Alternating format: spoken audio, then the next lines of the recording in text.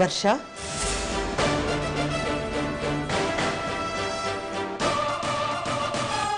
ವರ್ಷ ಏನತ್ತೆ? ಯಾರ ಜೊತೆ ಫೋನಲ್ಲಿ ಮಾತಾಡ್ತಿದ್ದೆ?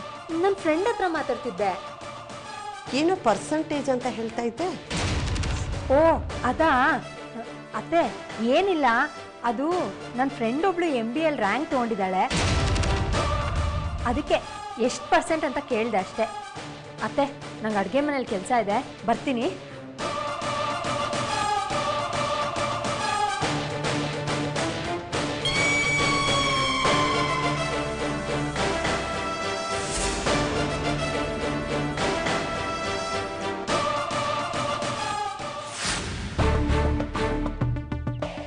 ಯಶೋದಾ ಮೇಡಮ್, ಯಶೋದಾ ಮೇಡಮ್, ಯಾರಿದು ನಮ್ಮ ಮನೆ ಹತ್ರ ಬಂದು ಮೇಡಮ್ ಮೇಡಮ್ ಅಂತ ಕರ್ತಿದಾರಲ್ಲ?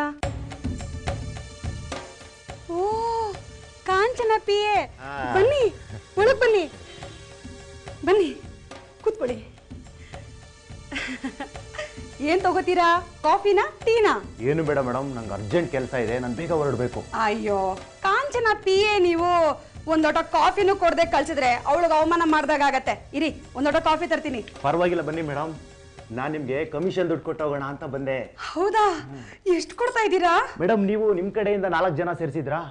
ಒಬ್ಬೊಬ್ರು 2 ಲಕ್ಷ ತರ 8 ಲಕ್ಷ ಆಯ್ತಾ? 8 ಲಕ್ಷಕ್ಕೆ 10% ಕಮಿಷನ್ ಹಂಗೆ ನಾನು ನಿಮ್ಗೆ 80,000 ಕೊಡ್ತಾ ಇದ್ದೀನಿ. 80,000ನಾ? ಹೌದು ಮೇಡಮ್.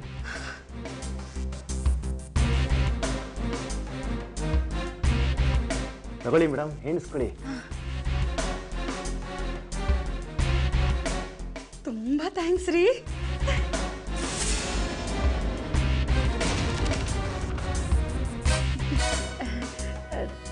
$70,000 ಇದೆ. ಹೌದಾ? ಓ, ಎಲ್ಲೋ ಲೆಕ್ಕ ಹೆಚ್ಚು ಕಡಿಮೆ ಆಗ್ಬಿಟ್ಟಿದೆ, ತಗೊಳ್ಳಿ. ಪರವಾಗಿಲ್ಲ, ಕೊಡಿ. ಕಾಂಚನ ನನ್ನ ಪಾಲಿಗೆ ಅದೃಷ್ಟ ದೇವತೆ ತರ ಬಂದ್ಲು. ಆದ್ರೆ ಇನ್ನೂ ಸ್ವಲ್ಪ ಬೇಗ ಬಂದಿದ್ರೆ ಇಷ್ಟೊತ್ತಿಗೆ ನಾನು ಅದೆಷ್ಟು ದುಡ್ಡು ಮಾಡ್ತಿದ್ನೋ. ಈಗಲೂ ಕಾಲ ಮಿಂಚಿಲ್ಲ ಮೇಡಮ್. ನಿಮ್ಮ ಫ್ರೆಂಡ್ಸು, ನಿಮ್ಮ ನೆಂಟರುಗಳು ಯಾರ್ಯಾರಿದ್ದಾರೆ ಅವ್ರ ಹತ್ರ ಎಲ್ಲ ದುಡ್ಡು ಹಾಕ್ಸಿ. ಬರೀ ಕಮಿಷನ್ ದುಡ್ಡಲ್ಲೇ ನೀವು ಶ್ರೀಮಂತರಾಗ್ಬಿಡ್ಬೋದು. ಖಂಡಿತ ಹಾಗೇ ಮಾಡ್ತೀನಿ. ಆದ್ರೆ ನೀವೆಲ್ರಿಗೂ ಚಕ್ಕೆ ಅಲ್ವಾ ಕೊಡೋದು? ಮತ್ ನನಗೆ ಕ್ಯಾಶ್ ಕೊಟ್ಟಿದ್ದೀರಾ? ಇಲ್ವಲ್ಲ, ನಾವೆಲ್ರಿಗೂ ಕ್ಯಾಶೇ ಕೊಡೋದು. ಅವತ್ತು ನೀವು ಕಾಂಚನ ನಮ್ಮ ಮನೆಗೆ ಬಂದಾಗ ಅದ್ಯಾರಿಗೋ ಫೋನಲ್ಲಿ ₹1 ಕೋಟಿ ಚೆಕ್ ರೆಡಿ ಇದೆ, ಬಂದು ತಗೊಂಡೋಗಿ ಅಂತ ಹೇಳ್ತಿದ್ರಿ. ಓಹೋ, ಅದಾ? ಅದೇನಂದ್ರೆ ಜಾಸ್ತಿ ದುಡ್ಡ ಹೊತ್ಕೊಬಂದು ಕೊಡೋಕ್ಕಾಗಲ್ವಲ್ಲ, ಅದಕ್ಕೆ ಚೆಕ್ಕೆ ಕೊಟ್ಬಿಡ್ತೀವಿ. ಆದ್ರೆ ಎಷ್ಟೇ ದುಡ್ಡಾದ್ರೂ ನಿಮ್ಗೆ ಕ್ಯಾಶ್ನೇ ಕೊಡ್ಬೇಕು ಅಂತ ಮೇಡಮ್ ಹೇಳಿದ್ದಾರೆ. ಯಾಕಂದ್ರೆ ನಿಮ್ಗೆ ಇನ್ಕಮ್ ಟ್ಯಾಕ್ಸು ಪ್ರಾಬ್ಲಮ್ ಆಗ್ಬಾರ್ದಲ್ಲ, ಅದಕ್ಕೆ. ಮೇಡಮ್, ನಾನು ಬರ್ತೀನಿ. ಇನ್ನು ತುಂಬಾ ಜನ ಕಮಿಷನ್ ಕೊಡ್ಬೇಕು, ಎಲ್ಲ ಕಾಯ್ತಾ ಇರ್ತಾರೆ.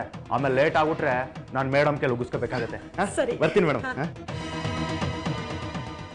ಅಯ್ಯೋ ಅಯ್ಯೋ ಅಯ್ಯೋ, 80,000. ನನ್ನ ಗಂಡಂಗೆ ಬುದ್ಧಿ ಇಲ್ಲ, ಮೋಸ ಮಾಡ್ಬಿಡ್ತಾರೆ ಅಂತ ಹೇಳಿದ್ರು. ಮೋಸ ಮಾಡೋರಾಗಿದ್ರೆ ಇಷ್ಟು ದುಡ್ಡು ಕೊಡ್ತಿದ್ರಾ? ಈ ವಿಷಯನ ನಾನು ಈಗಲೇ ವರ್ಷಂಗೆ ಹೇಳಬೇಕು. ಆ ಕಾಂತನ್ನ ನಂಬಿ ಅವನ್ ಕೆಟ್ಟ, ಈ ಕಾಂಚನ ನಂಬಿ ನೀನ್ ಕೆಟ್ಟೆ. ಈಗ ನಾನೇನು ಕೊಟ್ಟನಲ್ಲ, ಅದೇ ನಿನ್ನ ಗತಿ. ಮುಂದೆ ಕಾದಿದೆ ದೊಡ್ಡ ತಿಥಿ. I like it, I like it, I like it, I like. ಹೇಳಮ್ಮ. ವರ್ಷ, ನಮ್ಗೆ ಅದೃಷ್ಟ ಕುಲಾಯಿಸ್ತು ಕಣೆ. ಇವತ್ತಿಂದ ನಮ್ ಕಷ್ಟಗಳೆಲ್ಲ ದೂರ ಆದಾಗೆ. ಏನಾಯ್ತಮ್ಮ? ನಾನು 4 ಜನರ ಹತ್ರ ಕಾಂಚನಾಗೆ ದುಡ್ಡು ಕೊಡ್ಸಿದ್ನಲ್ಲ, ಅದ್ರ ಕಮಿಷನು 80,000 ಬಂತು ಕಣೆ. ಹೌದಾ? ಹೌದು ಕಣೆ. ಈಗ ತಾನೇ ಅವಳು PA ಬಂದು 80,000 ಕ್ಯಾಶ್ ಕೊಟ್ಬಿಟ್ಟು ಹೋದ. ನೋಡ್ದಿಯಾ, ಬರೀ ಗಿರಾಕಿಗಳನ್ನ ಹಿಡ್ದು ಕೊಟ್ಟಿದ್ದಕ್ಕೆ ಕೂತಲ್ಲೇ 80,000 ಸಂಪಾದನೆ ಮಾಡಿಬಿಟ್ಟೆ. ಗ್ರೇಟ್ ಅಮ್ಮ. ಹೌದು, ಈಗ ದುಡ್ಡನ್ನ ಏನ್ ಮಾಡ್ತೀಯಾ? ಅಯ್ಯೋ, ಇಷ್ಟೊಂದು ದುಡ್ಡು ನೋಡಿದ್ನಲ್ಲ, ಆ ಖುಷಿಯಿಂದ ಇನ್ನೂ ಹೊರಗೆ ಬರಕ್ ಆಗಿಲ್ಲ ಕಣೆ. ಅದಕ್ಕೆ ಮೊದಲು ನಿನಗೆ ಹೇಳೋಣ ಅಂತ ಫೋನ್ ಮಾಡಿದೆ. ಈಗಲಾದ್ರೂ ಕಾಂಚನ ಮೇಲೆ ನಂಬಿಕೆ ಬಂತಾ? ಆ ನಂಬಿಕೆ ಇದ್ದಿದ್ದಕ್ಕೆ ಅಲ್ವಾ ಅಷ್ಟು ರಿಸ್ಕ್ ತಗೊಂಡು 20 ಲಕ್ಷ ಕೊಟ್ಟಿರೋದು. ಅದು ನಿಜಾನೇ. ಮತ್ತೆ ಇನ್ನು ಸ್ವಲ್ಪ ದಿನ ತಾಳು, ನಾನು ಕೊಟ್ಟಿರೋ 20 ಲಕ್ಷಕ್ಕೆ 40 ಲಕ್ಷ ಬರುತ್ತೆ. ಆಮೇಲೆ ಅಷ್ಟನ್ನು ಮತ್ತೆ ಅವಳಿಗೆ ಕೊಡ್ತೀನಿ. ಅದು ಇನ್ನು 3 ತಿಂಗಳಿಗೆ 80 ಲಕ್ಷ ಆಗತ್ತೆ. ಅಯ್ಯೋ ಅಯ್ಯೋ ಅಯ್ಯೋ ಅಯ್ಯೋ, ನೆನೆಸ್ಕೊಂಡ್ರೆ ಮೈ ಜುಮ್ ಅನ್ಸುತ್ತೆ ಕಣೆ. ಅಮ್ಮ ಅಮ್ಮ ಅಷ್ಟೊಂದು ಎಕ್ಸೈಟ್ ಆಗಬೇಡ. ಮೊದಲು ಆ ದುಡ್ಡು ನಮ್ಮ ಕೈಗೆ ಬರಲಿ ತಾಳು. ಖಂಡಿತ ಬರುತ್ತೆ ಕಣೆ. ಆಮೇಲೆ ನೋಡು ಆ ಶಕುಂತಲಾ ದೇವಿ ಮುಂದೆ ಹೇಗೆ ಬರ್ತೀನಿ ಅಂತ. ಇಷ್ಟು ದಿನ ಅವಳು ನಮಗೆ ಮಾಡಿದ ಅವಮಾನಕ್ಕೆ ಸರಿಯಾದ ಪಾಠ ಕಲಿಸ್ತೀನಿ. ಆದರೆ ಅಮ್ಮ ಮೊದಲು ಆ ಫೈನಾನ್ಷಿಯರ್ ದುಡ್ಡು ವಾಪಸ್ ಕೊಟ್ಬಿಡ್ಬೇಕು. ಇಲ್ಲಾಂದರೆ ನಾನು ಇವ್ರ ಮುಂದೆ ಎಲ್ಲ ತಲೆ ತಗ್ಗಿಸ್ಬೇಕಾಗುತ್ತೆ. ಇನ್ಮೇಲೆ ತಲೆ ತಗ್ಸೋ ಪ್ರಮೇಯನೇ ಇಲ್ಲ. ಎಲ್ರ ಮುಂದೆ ತಲೆ ಎತ್ಕೊಂಡು ಓಡಾಡ್ತೀವಿ, ನೋಡ್ತಾ ಇರೋ. ಸರಿ ಅಮ್ಮ, ನಾನು ಮತ್ತೆ ಫೋನ್ ಮಾಡ್ತೀನಿ. ಆಮೇಲೆ ಯಾರ ಜೊತೆ ಮಾತಾಡ್ತಿದ್ದೆ ಅಂತ ಆ ಶಕುಂತಲಾ ದೇವಿ ಎನ್ಕ್ವೈರಿ ಶುರು ಮಾಡಿಬಿಡ್ತಾರೆ. ಬಾಯ್ ಅಮ್ಮ.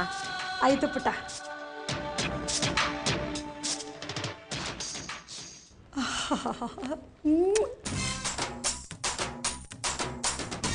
ಈ ದುಡ್ಡನ್ನ ಬೀರೋಲಿಡ್ತೀನಿ.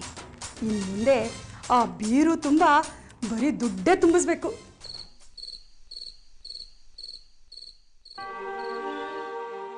ಶಾಂತಲಾ, ವರ್ಷನ ಗಮನಿಸಿದ್ಯಾ? ಇತ್ತೀಚೆಗೆ ತುಂಬ ಗಡಿಬಿಡಿಯಲ್ಲಿರ್ತಾಳೆ. ಯಾರಿಗೂ ಹೇಳ್ದೆ ಎಲ್ಲೋ ಹೋಗ್ತಾಳೆ. ಅವ್ರ ಅಮ್ಮನ ಹತ್ರ ಗುಟ್ಟಾಗಿ ಮಾತಾಡ್ತಿರ್ತಾಳೆ. ಹೌದಮ್ಮ, ನಾನು ಗಮನಿಸಿದ್ದೀನಿ. ಆದರೆ ಇದನ್ನೆಲ್ಲ ಹೋಗಿ ನೇರವಾಗಿ ಕೇಳಿದ್ರೆ ಅವಳೆಲ್ಲಿ ಬೇಜಾರು ಮಾಡ್ಕೊಂಬಿಡ್ತಾಳೋ ಅಂತ ನಾನೇನು ಕೇಳಕ್ಕೆ ಹೋಗಲಿಲ್ಲಮ್ಮ. ನನಗನ್ಸುತ್ತೆ ಅವಳು ಯಾವುದೋ ಸಮಸ್ಯೆಯಲ್ಲಿ ಸಿಕ್ಕಾಕೊಂಡಿರ್ಬೇಕು. ಆದರೆ ನಮ್ಮ ಹತ್ರ ಹೇಳ್ಕೊಳಕ್ಕಾಗದೆ ಹೀಗಾಡ್ತಿದ್ದಾಳೆ. ಅವಳಿಗಿರೋ ಅಂಥ ಸಮಸ್ಯೆ ಏನಮ್ಮ? ಹಾಗೇನಾದ್ರು ಇದ್ದಿದ್ರೆ ನಮ್ಮ ಹತ್ರ ಹೇಳ್ಕೊಳ್ತಾ ಇರಲಿಲ್ವಾ? ಅಮೃತ, ಬಾಯಿಲಿ. ಏನಜ್ಜಿ? ವರ್ಷಳ ಬಗ್ಗೆ ನಿನ್ನತ್ತೊಂದು ವಿಷಯ ಕೇಳಬೇಕಾಗಿತ್ತು. ನಮಗಿಂತ ಹೆಚ್ಚಾಗಿ ನಿನಗೆ ಅವಳ ಬಗ್ಗೆ ಗೊತ್ತಿರುತ್ತೆ ಅಂತ ಕೇಳ್ತಿದ್ದೀನಿ. ಇತ್ತೀಚೆಗೆ ಅವಳ ನಡವಳಿಕೆಯಲ್ಲಿ ಬದಲಾವಣೆ ಕಾಣಿಸ್ತಿದೆ ಅಂತ ನಿನಗನ್ನಿಸ್ತಿಲ್ವಾ? ನನಗೇನು ಹಾಗೆ ಅನ್ನಿಸ್ತಿಲ್ಲ ಅಜ್ಜಿ. ಯಾಕೆ ಹಾಗೆ ಕೇಳ್ತಿದ್ದೀರಾ? ಅವಳು ಯಾವುದೋ ಸಮಸ್ಯೆಯಲ್ಲಿ ಸಿಕ್ಕಾಕೊಂಡಿರ್ಬೋದು ಅಂತ ಅವಳ ನಡವಳಿಕೆಯಲ್ಲಿ ನನಗನ್ನಿಸ್ತು, ಅದಕ್ಕೆ. ಅಜ್ಜಿ, ಅಕ್ಕ ಓದಿರೋಳು, ಬುದ್ಧಿವಂತೆ. ಅಷ್ಟು ಸುಲಭವಾಗಿ ಯಾವ ಸಮಸ್ಯೆಲೂ ಸಿಕ್ಕಾಕೊಳ್ಳಲ್ಲ. ಯಾವುದೇ ಸಮಸ್ಯೆ ಬಂದರೂ ಅದನ್ನು ಬಗೆಹರಿಸ್ಕೊಳ್ಳೋದು ಅವಳಿಗೆ ಗೊತ್ತಿದೆ. ಅಷ್ಟೇ ಅಲ್ಲ, ಹಾಗೇನಾದರೂ ಸಮಸ್ಯೆ ಇದ್ದಿದ್ರೆ ಖಂಡಿತ ನಮ್ಗಳ ಹತ್ರ ಹೇಳ್ಕೊಂಡಿರ್ತಿದ್ಲಲ್ವಾ? ನನಗೆ ಆ ರೀತಿ ಅನ್ನಿಸ್ತು, ಅದಕ್ಕೆ ಹೇಳಿದೆ. ಆದರೆ ನಿನಗೆ ಅವಳ ಮೇಲೆ ಇಷ್ಟೊಂದು ವಿಶ್ವಾಸ ಇದೆಯಲ್ಲ, ನನಗೆ ತುಂಬ ಸಂತೋಷ. ಆದರೂ ನಮ್ಮನೆ ಹುಡುಗಿ ಏನಾದರೂ ಸಮಸ್ಯೆನ ತಲೆ ಮೇಲೆ ತಂದ್ಕೊಂಡು ಬಿಡ್ತಾಳೇನೋ ಅಂತ ಆತಂಕ ಆಗುತ್ತೆ. ಅದು ಸಹಜ. ಹಾಗೇನಾದರೂ ಆದರೆ ನಾವೆಲ್ಲ ಇದ್ದೀವಲ್ಲ ಅಜ್ಜಿ, ಯಾಕೆ ಭಯ ಪಡಬೇಕು? ನಾವೆಲ್ಲ ಒಂದು ಅನ್ನೋ ಮನೋಭಾವ ಇವಳಲ್ಲಿ ಎಷ್ಟಿದೆ ಅಂತ ನೋಡಿದ್ಯಾ ಶಾಂತಲಾ? ಬಂಗಾರಿ, ನೀನು ನಮ್ಮನೆ ಸೊಸೆಯಾಗಿ ಬಂದಿದ್ದು ನಿಜವಾಗ್ಲೂ ನಮ್ಮ ಪುಣ್ಯವೇನವ, ನಮ್ಮ ಪುಣ್ಯ.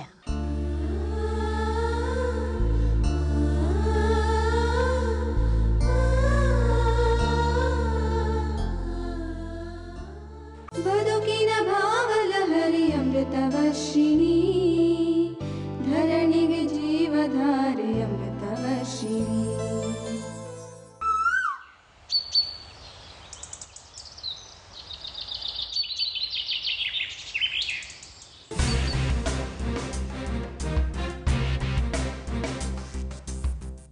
ಅಯ್ಯೋ, ಇಷ್ಟು ಸುಲಭವಾಗಿ ಇಷ್ಟೊಂದು ದುಡ್ಡು ಸಂಪಾದನೆ ಮಾಡ್ತೀನಿ ಅಂತ ನಾನು ಅಂದ್ಕೊಂಡಿರಲಿಲ್ಲ. ಈಗ ಇದನ್ನು ಏನು ಮಾಡಲಿ? ಹಾಂ, ಹೇಗೂ ವಾಷಿಂಗ್ ಮಿಷಿನು ಫ್ರಿಜ್ಜು ತಗೋಬೇಕು ಅಂದ್ಕೊಂಡಿದ್ದೆ. ನಾಳೆನೇ ಹೋಗಿ ತರ್ತೀನಿ. ಅಯ್ಯೋ, ನಾನೇನಾದರೂ ಅದನ್ನೆಲ್ಲ ತಂದುಬಿಟ್ರೆ ಇವ್ರಿಗೆ ದುಡ್ಡಿನಿಂದ ಬಂತು ಅಂತ ನನ್ನ ಮೇಲೆ ಅನುಮಾನ ಬಂದ್ಬಿಡುತ್ತೆ. ಈಗ ನಾನು ಏನು ಮಾಡಲಿ? ಹಾಂ, ಹೇಗೂ ಇಷ್ಟು ದಿನ ಕಾದಿದ್ದೀನಿ. ಒಟ್ಟಿಗೆ 40 ಲಕ್ಷ ಸಿಕ್ದಾಗಲೇ ನನ್ನ ಯೋಗ್ಯತೆ ಬುದ್ಧಿವಂತಿಕೆ ಏನು ಅಂತ ಇವ್ರಿಗೆ ತೋರಿಸಿ ಆಮೇಲೆ ರಾಜ್ಯಾರೋಷವಾಗಿ ಏನೇನು ಬೇಕೋ ಅದನ್ನೆಲ್ಲ ತರ್ತೀನಿ. ಅಲ್ಲಿವರೆಗೂ ಈ ದುಡ್ಡನ್ನು ಬೀರುವಲ್ಲೇ ಇಟ್ಟಿರ್ತೀನಿ. ಅಲ್ಲ, ಮತ್ತೆ 5 ಜನರ ಹತ್ರ ದುಡ್ಡು ಹಾಕಿಸ್ದೆ, ಅದಕ್ಕೆ ಕಮಿಷನ್ ಕೊಟ್ಟಿಲ್ವಲ್ಲ? ಇರಲಿ, ನಾನೇ ಫೋನ್ ಮಾಡಿ ಕೇಳ್ತೀನಿ.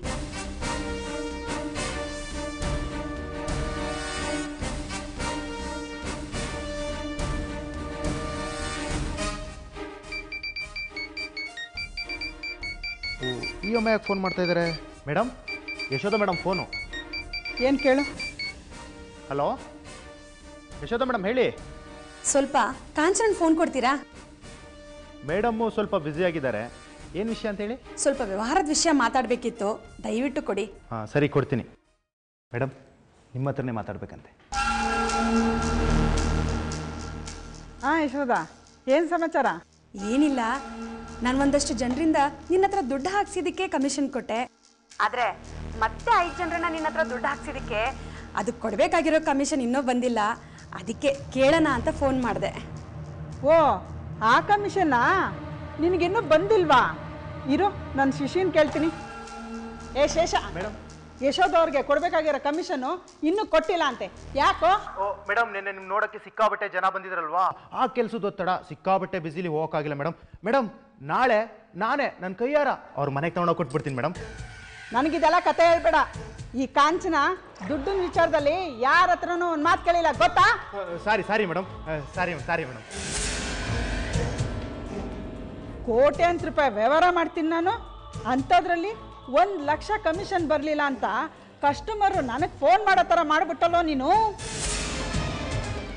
ನೋಡು, ಯಶೋಧ ನನ್ನ ಬೆಸ್ಟ್ ಫ್ರೆಂಡು, ಅವಳಿಗೆ ಒಂದಿನ ಮುಂಚಿತವಾಗಲೇ ಕಮಿಷನ್ನ ಕೊಟ್ಬಿಡ್ಬೇಕು, ಗೊತ್ತಾಯ್ತಾ? ಆಯ್ತು, ಸರಿ ಮೇಡಮ್. ಸಾರಿ ಯಶೋಧ, ಬೇಜಾರು ಮಾಡ್ಕೋಬೇಡ, ನಮ್ಮ ಶೇಷ ಮರ್ತ್ಬಿಟ್ಟಿದ್ದ. ನಿನಗೆ ಕೊಡಬೇಕಾಗಿರೋ ಕಮಿಷನ್ಗೆ ಒಂದಿನದ ಬಡ್ಡಿ ಸೇರಿಸಿ ನಾಳೆನೇ ಕೊಟ್ಬಿಡ್ತೀನಿ. ತುಂಬ ಸಂತೋಷ ಕಾಂಚನ. ನೀನು ಅಂದರೆ ನಾನೇ ನಿಮ್ಮ ಮನೆ ಹತ್ರ ಬಂದ್ಬಿಡ್ತೀನಿ. ನಿನ್ನ ಹತ್ರ ಒಂದಷ್ಟು ವಿಷಯಗಳನ್ನ ಮಾತಾಡಬೇಕಿತ್ತು. ಅದಕ್ಕೇನು, ಬಾ, ಇದು ನಿನ್ನ ಮನೆ ಇದ್ದಾಗೆ, ಯಾವಾಗ ಬೇಕಾದರೂ ಬರ್ಬೋದು.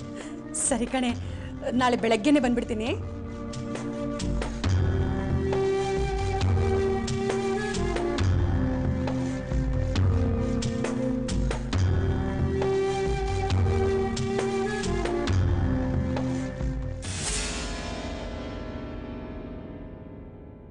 ಮೇಡಮ್, ನಾವು ಈ ಊರಲ್ಲಿರೋ ವಿಷಯ ಪೊಲೀಸ್ನವ್ರಿಗೆ ಗೊತ್ತಾಗಿದೆ ಅಂತ ನಂಗೆ ಇನ್ಫಾರ್ಮೇಷನ್ ಬಂದಿದೆ. ಅಲ್ಲದೆ ಆಂಧ್ರ ಪೊಲೀಸ್ನವರು ಕರ್ನಾಟಕಕ್ಕೆ ಬಂದಿದ್ದಾರೆ. ಈ ಕರ್ನಾಟಕ ಪೊಲೀಸ್ನವರು ಆಂಧ್ರ ಪೊಲೀಸ್ನವ್ರಿಗಿಂತ ತುಂಬ ಬುದ್ಧಿವಂತರು. ನಾವು ಭಾಳ ಹುಷಾರಾಗಿರ್ಬೇಕು ಮೇಡಮ್. ಅದಕ್ಕೆ ಯಾಕೋ ಇಷ್ಟು ಹೆದರ್ಕೊಂತೀಯ? ನಮಗೇನು ಇದೊಂದೇ ಸ್ಟೇಟಾ? ಇಲ್ಲಿಲ್ಲ ಅಂದರೆ ತಮಿಳ್ನಾಡು, ತಮಿಳ್ನಾಡಿಲ್ಲ ಅಂದರೆ ಮಹಾರಾಷ್ಟ್ರ. ಬದುಕೋದಕ್ಕೆ 108 ದಾರಿ, 108 ಬಣ್ಣ, 108 ಜಾಗ. ನನಗೆ ಅಷ್ಟು ಬುದ್ಧಿ ಇಲ್ಲ ಅಂದಿದ್ರೆ ಇಷ್ಟೆಲ್ಲ ಮಾಡೋದಕ್ಕೆ ಆಗ್ತಾಯ್ತಾ? ಅದು ಸರಿನೇ ಬಿಡಿ. ನೀವು ಬಂದು 1 ತಿಂಗಳಿಗೆ ಇಷ್ಟೊಂದು ಕಲೆಕ್ಷನ್ ಮಾಡಿದ್ದೀರಾ ಅಂದರೆ ಮೇಡಮ್, ನೀವು ಒಂಥರ ಗ್ರೇಟೇ. ಈ ಕಾಂಚನ ಯಾವತ್ತಿದ್ರೂ ಗ್ರೇಟ್. ಏ ಕಾಂಚನ, ಏನ್ ಮಾಡ್ತಾ ಇದೀಯ? ಬಾಗ್ಲಾಕೊಂಡ್ ಬಾರ ಈಚೆ. ಓ, ಏನು ಜನ ಸೇರ್ಕೊಂಡ್ಬಿಟ್ಟಿದ್ದಾರೆ? ಓ, ಇವರು ಕಾಂಚನ ಹತ್ರ ದುಡ್ಡು ಇನ್ವೆಸ್ಟ್ ಮಾಡಕ್ ಬಂದಿರಬೇಕು.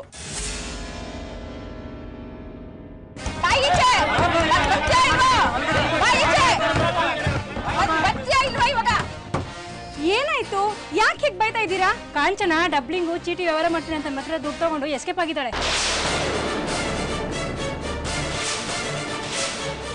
ಅವಳೆಲ್ಲೂ ಹೋಗಿಲ್ಲ, ಒಳಗಡೆ ಸೇರ್ಕೊಂಡು ಈಚೆ ಕಡೆ ಬೀಗ ಹಾಕ್ಸಿದಾಳೆ, ಒಳಗಡೆನೆ ಇದ್ದಾಳೆ.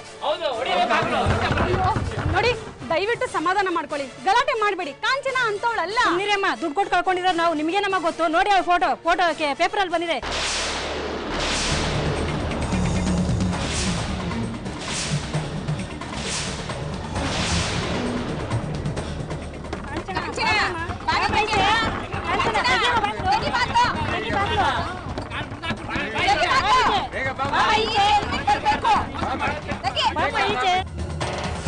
ಯಶೋದಮ್ಮ ಅವರೇ, ಬನ್ನಿ ಹೊರಗಡೆ.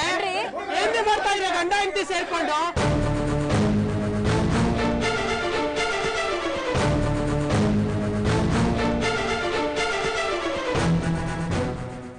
ಅವಳು ಎಷ್ಟೊತ್ತು ಬರ್ತಾಳೆ ಬರ್ಲಿ, ನಾವ್ ಇಲ್ಲೇ ಕೂತಿರ್ತೀವಿ, ನಾವ್ ಮನೆಗೆ ಹೋಗೋದಿಲ್ಲ. ಅವಳು ಎಷ್ಟೊತ್ತು ಬರ್ತಾಳೆ ಬರ್ಲಿ ಬಿಡು.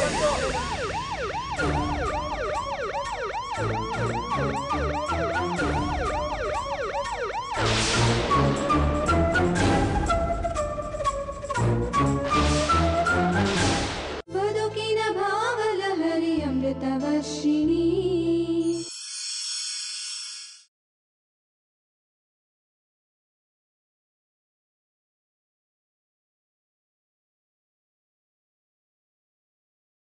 ಬದುಕಿನ ಭಾವಲಹರಿ ಅಮೃತವರ್ಷಿಣಿ. ಚೀಟಿ ಹಾಕೊಂಡೆಲ್ಲ ಮೋಸ ಮಾಡಿದೀರಲ್ರಿ ನಮ್ಮಂತವ್ರಿಗೆ. ಬನ್ನಿ ಮೂರ್ತಿ ಅವ್ರೆ, ಹೊರಗಡೆ ಬನ್ನಿ. ಏನ್ ಗಂಡ ಹೆಂಡತಿ ಸೇರ್ಕೊಂಡು ಮೋಸ ಮಾಡ್ತಾ ಇದ್ದೀರಾ? ಮೂರ್ತಿ ಬನ್ರಿ ಹೊರಗಡೆ ಬನ್ರಿ. ಈ ಮೂರ್ತಿ ಅವ್ರೆ, ಯಶೋದಮ್ಮ ಅವ್ರೆ, ಬನ್ನಿ ಹೊರಗಡೆ. ಸುಮ್ಮನೆ ಯಾಕೆ ಗಲಾಟೆ ಮಾಡ್ತಾ ಇದ್ದೀರಿ? ಏನಾಯ್ತು? ಮಾಡೋದೆಲ್ಲ ಮಾಡ್ಬಿಟ್ಟು ಏನಾಯ್ತು ಅಂತ ಕೇಳ್ತಾ ಇದ್ದೀರಾ? ಕರೀರಿ ಯಶೋದನ್ನ, ಹೇಳ್ತೀವಿ. ಯಶೋದ ಇಲ್ಲ ಮನೇಲಿ. ಓ, ಕಾಂಚನ್ ಜೊತೆ ಅವಳು ಊರ್ ಬಿಟ್ಟು ಓಡೋದ್ಲಾ? ಏನಮ್ಮ ನೀವು ಮಾತಾಡ್ತಾ ಇರೋದು? ಯಾವ ಕಾಂಚನ? ಯಶೋದ ಯಾಕೆ ಮನೆ ಬಿಟ್ಟು ಓಡೋಗ್ತಾಳೆ? ಅಲ್ರಿ, ಯಶೋದ ಚೀಟಿ ವ್ಯವಹಾರ ಮಾಡೋ ಕಾಂಚನ್ ಜೊತೆ ಸೇರ್ಕೊಂಡು ನಮ್ಮ ಹತ್ರ ಲಕ್ಷಾಂತರ ರೂಪಾಯಿ ವಸೂಲಿ ಮಾಡ್ಕೊಂಡಿದ್ಲು.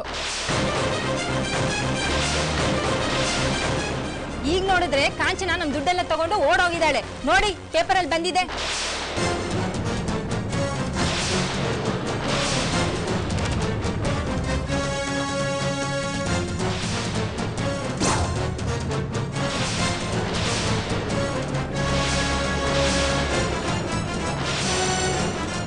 ಈ ವಿಷಯ ಪೇಪರಲ್ಲಿ ಬಂದಿದೆ ಅಂತ ಗೊತ್ತಾದ ತಕ್ಷಣ ಊರ್ ಬಿಟ್ಟು ಓಡೋಗಿದ್ದಾಳೆ. ಅಲ್ಲ ತಾಯಿ, ಅದು ಯಾರೋ ನಿಮ್ಮ ಹಣ ತಗೊಂಡು ಊರ್ ಬಿಟ್ಟು ಓಡ್ ಹೋದ್ರೆ ಯಶೋದ ಏನ್ ಮಾಡ್ತಾಳೆ? ನೀವು ಕಾಂಚನ ಅವ್ರನ್ನ ಕೇಳ್ಬೇಕು ತಾನೆ. ನಾವು ದುಡ್ಡು ಕೊಟ್ಟಿದ್ದು ಯಶೋದಳ ಗ್ಯಾರಂಟಿ ಮೇಲೆ. ಅವಳೇ ನಮ್ಮನ್ನ ಕುಸ್ಲಾಯಿಸಿ ಕಾಂಚನನ್ ಮನೆಗೆ ಕರ್ಕೊಂಡೋಗಿ ನಮ್ ದುಡ್ಡೆಲ್ಲ ಕೊಡ್ಸಿರೋದು. ಅದಕ್ಕೇನೆ ನಮ್ ದುಡ್ಡು ವಸೂಲಿ ಮಾಡ್ಕೊಂಡು ಹೋಗ್ಬೇಕು ಅಂತಾನೆ ಬಂದಿದ್ದೀವಿ. ಯಶೋದನ್ನ ಮರ್ಯಾದೆಯಿಂದ ತಂದು ನಿಲ್ಸಿದ್ರೆ ಸರಿ, ಇಲ್ಲಾಂದ್ರೆ ಚೆನ್ನಾಗಿರಲ್ಲ. ಚೆನ್ನಾಗಿರಲ್ಲ. ದಯವಿಟ್ಟು ಯಶೋದ ಎಲ್ಲೂ ಓಡ್ ಹೋಗಿಲ್ಲ, ಅಂಗಡಿಗೆ ಹೋಗಿದ್ದಾಳೆ. ಇನ್ನೇನು ಬಂದು ಬಿಡ್ತಾಳೆ. ನೀವೆಲ್ಲ ಮನೆಗೆ ಹೋಗಿ. ಬೀದಿಲ್ ಹೋಗ್ರಲ್ಲ ನೋಡ್ಬಿಟ್ರೆ ನಮ್ಮ ಮರ್ಯಾದೆ ಹೋಗುತ್ತಮ್ಮ. ಅಷ್ಟು ಮರ್ಯಾದೆ ಗಂಜಾದಾಗಿದ್ರೆ ಇಂಥ ಕೆಲಸ ಯಾಕ್ರಿ ಮಾಡ್ಬೇಕಿತ್ತು? ನಿಮಗೆ ಗೊತ್ತಿಲ್ಲದೆ ಮಾಡಿರ್ತಾರಾ? ಖಂಡಿತ ನನಗೆ ಗೊತ್ತಿಲ್ಲಮ್ಮ, ಈ ವಿಷಯ ನನಗೆ ಗೊತ್ತಿಲ್ಲ. ದಯವಿಟ್ಟು ಎಲ್ರೂ ಹೋಗಿ, ಇಲ್ಲ ಅಂದ್ರೆ ಮನೆ ಒಳಗಾದ್ರೂ ಬನ್ನಿ, ಕೂತ್ಕೊಳ್ಳಿ. ಆಗಲ್ಲ, ನಾವಿಲ್ಲೇ ಇರ್ತೀವಿ. ಅವಳು ಎಷ್ಟೊತ್ತು ಬರ್ತಾಳೆ ಬರ್ಲಿ, ನಾವ್ ಇಲ್ಲೇ ಕೂತಿರ್ತೀವಿ, ನಾವ್ ಮನೆಗೆ ಹೋಗೋದಿಲ್ಲ. ಅವಳು ಎಷ್ಟೊತ್ತು ಬರ್ತಾಳೆ ಬರ್ಲಿ ಬಿಡು.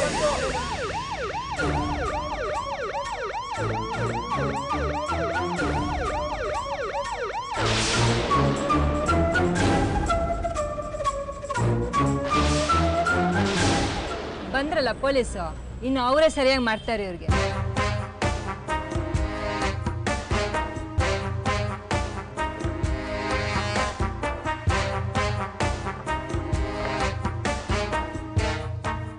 ಇನ್ಸ್ಪೆಕ್ಟ್ರೆ, ಇವ್ರ ಹೆಂಡ್ತಿನೇ ನನ್ನ ಹತ್ರ ಸಾಲ ತಗೊಂಡಿರೋದು. 4 ಒದ್ದು ನನ್ನ ದುಡ್ಡನ್ನ ಬಡ್ಡಿ ಸಮೇತ ಈಸ್ಕೊಡಿ. ಯಶೋದ ಮನೇಲಿದ್ದಾರಾ? ಇಲ್ಲ ಸಾಹೇಬ್ರೆ, ಏನು ವಿಷಯ? ಯಶೋದ ಅವರು ಇವ್ರ ಹತ್ರ 20 ಲಕ್ಷ ರೂಪಾಯಿ ಸಾಲ ತಗೊಂಡು ಎಸ್ಕೇಪ್ ಆಗಿದ್ದಾರೆ ಅಂತ ನಿಮ್ಮ ಮೇಲೆ ಯಶೋದ ಅವ್ರ ಮೇಲೆ ಕಂಪ್ಲೇಂಟ್ ಕೊಟ್ಟಿದ್ದಾರೆ. 20 ಲಕ್ಷ ಸಾಲನ? ಯಶೋದ ಅಷ್ಟೊಂದು ಹಣ ಯಾಕೆ ತಗೋತಾಳೆ ಸಾಹೇಬ್ರೆ? ಅದನ್ನ ನಾನು ಹೇಳ್ತೀನಿ. ಆ ಕಾಂಚನ ಹತ್ರ ಡಬ್ಲಿಂಗ್ ವ್ಯವಹಾರ ಮಾಡಕ್ಕೆ ಅಂತೇಳಿ ನಿಮ್ಮ ಹೆಂಡ್ತಿನೇ ಬಂದು 20 ಲಕ್ಷ ಸಾಲ ತಗೊಂಡಿದ್ದಾರೆ. ಆದ್ರೆ ಆ ಕಾಂಚನ ಈಗ ಊರು ಬಿಟ್ಟು ಹೋಗಿದ್ದಾಳೆ. ಅಂದ್ರೆ ನನ್ನ ಹತ್ರ ತಗೊಂಡು ದುಡ್ಡುಗೂ ಮೋಸ ಆಗಿದೆ ಅಂತ ತಾನೇ ಅರ್ಥ. ಅದಕ್ಕೆ ಪೊಲೀಸ್ ಕಂಪ್ಲೇಂಟ್ ಕೊಟ್ಟು ಕರ್ಕೊಂಡ್ ಬಂದಿದ್ದೀನಿ. ಸಾಹೇಬ್ರೆ, ಈ ವಿಷಯ ಖಂಡಿತ ನನಗೆ ಗೊತ್ತಿಲ್ಲ. ಇವ್ರ ಮಾತನ್ನ ನಂಬೋದಕ್ಕೂ ಆಗ್ತಾ ಇಲ್ಲ.